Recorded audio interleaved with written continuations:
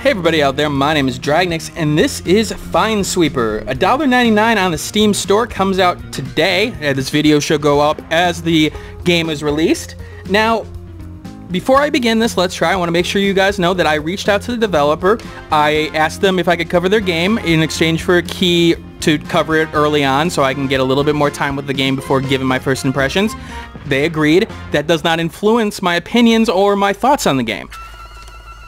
This game is Minesweeper. Let's just put it that way. In the first opening seconds of the trailer for this game, it shows you the old Windows 3.1 Minesweeper game. This game is not much different. Now, it does indicate it's got achievements. It does. High scores. It does. And power-ups. And I think that's where I sort of, honed in on power-ups. I'm like, oh, hey, power-ups. Cool. Sort of. I'm going to show you exactly what I'm talking about here by playing a little bit of the game. So let us go and let's start on level 10. Let's start on a smaller level here. Alright, so flag 22 bombs. First of all, I want to start off by saying, let's look at the visuals. The visuals are rather nice in my opinion. They're there's a lot of neon colors. This will change every time I start a different map, really. So it could be black, orange, green, yellow, a lot of neon and bright colors, but the board will always usually stay the same in terms of the color placement, the gray background here. Alright, so let's click on a node. That one's probably not a good one to start off with. Neither is that. Oh, well, that works perfectly.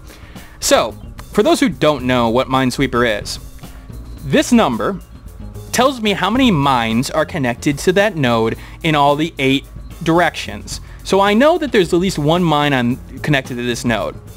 I can mark a mine by hitting right click, and I know because this is the only one that is touching an unrevealed square that this is a mine.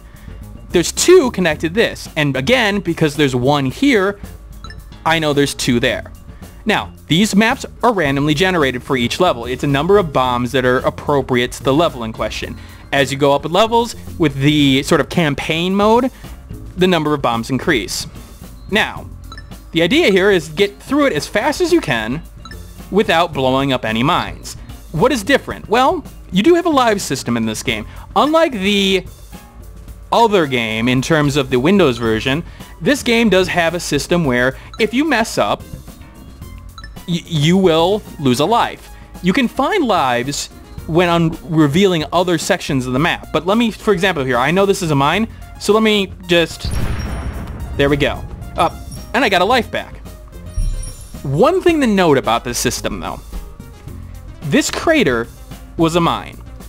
You'll notice that those numbers were 2 before. It does reduce the numbers in question of those numbers in question. So there was 2 mines connected, now there's 1. However, some people, and myself really at the start, thought that this meant there were 0 mines next to it at first. That's not the case. This, in fact, is just sort of a dead spot. There is a mine here, you can tell based on this 1. So you have to keep that in mind. I sort of pointed that out to the creator of the game. He sort of revealed that he was going to add something to the tutorial. I haven't seen it yet, but just for your own guys' own knowledge at this point. Now you'll also be noticing that I'm not actually clicking in terms of the spaces that I know are blank, which is weird. Like that, so to reveal the numbers. I'm actually clicking on the numbers themselves. One of the features of this game, which I don't know, I can't remember if the original Minesweeper had this, I don't think it did, was that if you have the number of mines to that number already allocated, so there's already 1 allocated to this, so this is already, I think that everything next to this is okay. You can right click on that and it will reveal everything around it. Now, there's a catch to that. If there is a mine that you mistakenly didn't mark, or you marked something that wasn't a mine, it will blow up a mine that's under that portion. So that is sort of one of those situations where you're like, oh, whoops. Alright, so that's 1. Simple enough, right? Well, this is early on in the game. let us go and play level 25. This is as high as I've gotten. 52 bombs. Let's see here. Let's take a look at the grid. 5, 6, 7, 8, 9, 10, 11 by 6, 7, 8, 9, 10, 11, 12, 13, 14, 15, 16, 17, 18. Right now I've got almost a, I want to say 1 in 4 chance maybe, close to that, of hitting a mine on just a click. All right, 2. 2. Now I am getting more points based on this click because it's higher level, but I blew that up. Okay.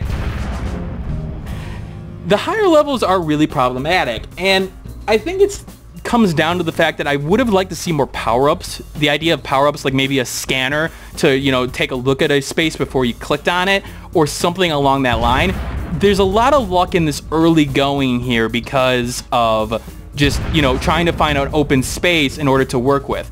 The thing is that in those early spaces, you have a lot of bigger spaces that could reveal a lot. But right now, I'm really guessing to see where, like, okay, I revealed all this, but what did that tell me? It didn't tell me a lot at this point. At least this configuration didn't. Now, damn it. Okay, so blew that up.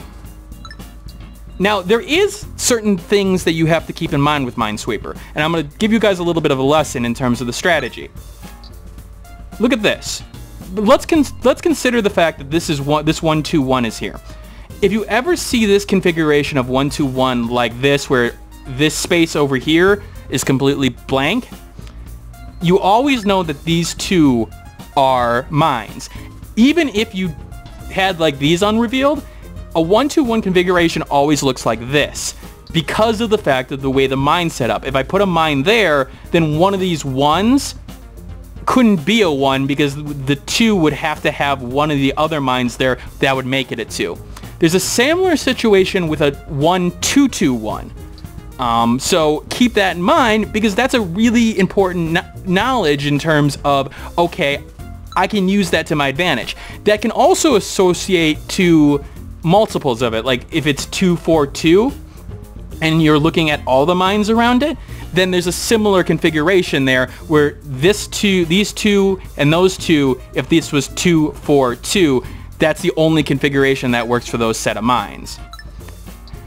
So, is there anything really drastically different here? Well, the music's nice, I'll give it that. The live system's nice, but honestly, I mean, the thing is that the game is Minesweeper. If you are buying this game, you're buying Minesweeper. That's it. If you're expecting anything different, you're expecting a new challenge, like something like ManaCollect, for example, you're not getting it here. There isn't any like local multiplayer or anything like really bringing the genre on its head, for example.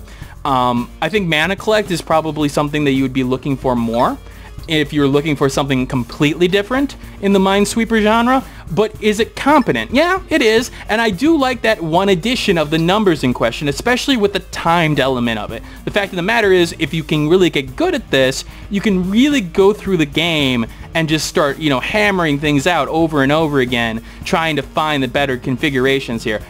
That's okay. I was about to say, I'm like, am I stuck now? No, I'm not stuck yet, but getting there. What, 2, 3... I may be stuck now.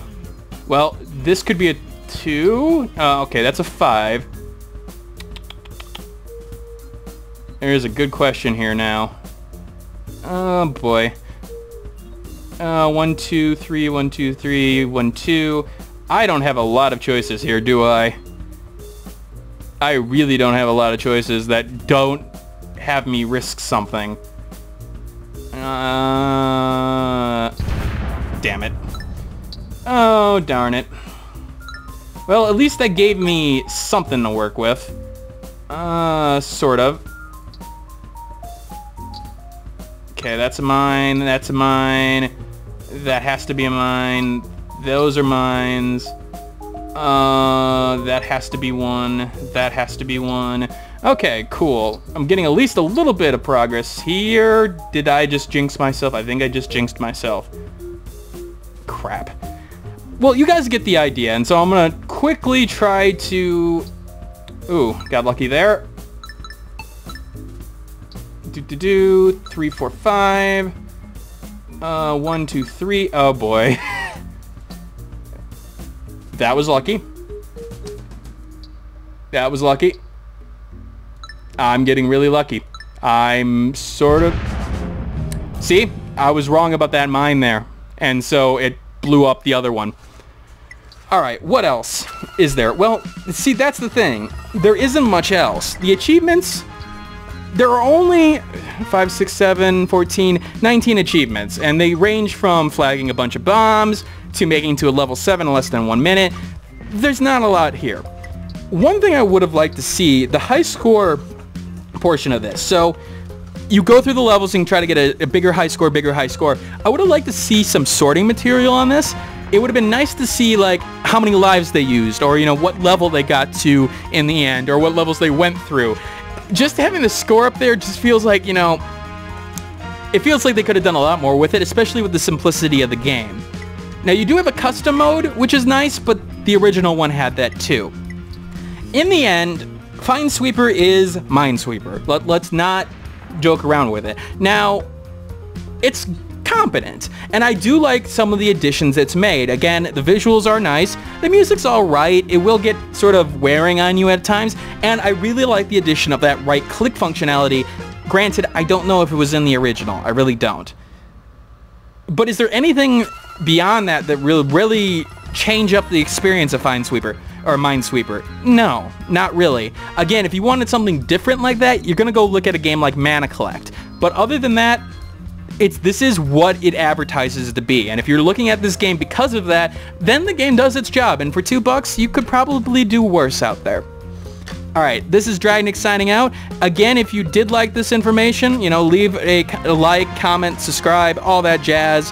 Again, I will always put the textual review in the description below. It always helps if somebody upvotes that on Steam so that, you know, it gets more recognition, more people are seeing it at this point. Alright, I will see you all later, and thanks for watching. Hey, thanks for watching. If you have a chance, leave some feedback and comments below. If you liked the video, hit that like button. And if you want more content like this, hit that subscribe button. This is Dragnix signing off, hoping that gaming brings as much fun to you as it does for me.